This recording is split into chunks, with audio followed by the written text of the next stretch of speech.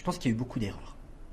La première erreur, c'est que des élus de ce territoire, sans doute aussi un peu par idéologie, ont fait le choix d'une filière industrielle qui n'était pas stabilisée et dont on nous disait qu'elle ne marchait pas.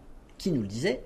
L'ADEME, dont le siège national est à Angers, qui a écrit à l'Aglo pour dire « Vous êtes sur le point de faire un choix qui nous semble risqué d'un point de vue environnemental et qui ne nous semble pas judicieux d'un point de vue financier. » On a ignoré ces courriers. Ils n'ont d'ailleurs même pas été rendus publics. Les élus de l'agglomération n'ont pas eu connaissance, au moment où ils ont voté, que l'ADEME émettait des mises en garde. On a malgré tout fait ce choix. Ensuite, on ne l'a pas bien fait. Au lieu de prendre une société et de lui dire « vous nous construisez un site et vous l'exploitez, et comme ça les promesses que vous nous faites, vous en serez comptable. Et si vous avez des coûts de traitement plus élevés que ceux que vous nous avez promis, vous ne pourrez pas rejeter la faute sur quelqu'un d'autre. C'est vous qui avez construit, c'est vous qui avez réalisé, c'est vous qui exploitez.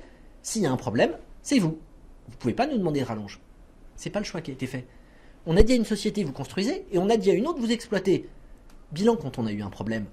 Celle qui exploitait a dit, c'est pas moi, c'est de la faute du constructeur. Et le constructeur a dit, c'est pas moi, c'est de la faute de l'exploitant qui ne sait pas faire tourner l'outil. Et nous, Aglo, on s'est retrouvés dans une situation où on comptait les points et où il fallait qu'on paye des deux côtés, des travaux sur le site et des indemnisations pour celui qui exploite.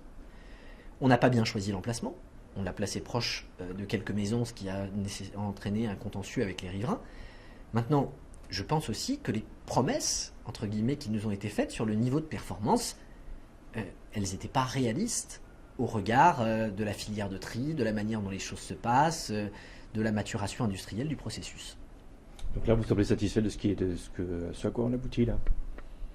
Vous savez, quand vous travaillez pendant 2 ans et demi sur un dossier compliqué, qui est synonyme de gaspillage d'argent public ou de fiasco, qui entraîne des conséquences, y compris avec la médecine du travail qui vous écrit pour vous dire que les salariés qui travaillent là-bas sont potentiellement en danger de mort compte tenu des conditions de travail, que vous êtes obligé de fermer le site, que vous prenez la lourde décision de dire on arrête les frais et on passe à autre chose, avec tout ce que ça représente de conviction vis-à-vis des partenaires, que vous passez des heures avec des avocats pour savoir jusqu'où vous pouvez aller, contentieux, négociations, et qu'à l'arrivée vous avez un schéma qui n'est pas le meilleur du monde, mais qui est, me semble-t-il, le meilleur qu'on peut obtenir dans le contexte juridique, économique existant. C'est effectivement une forme de satisfaction, ou en tout cas de soulagement, de me dire que ce dossier pourrait demain appartenir au passé et que le travail qu'on a fourni a servi à quelque chose.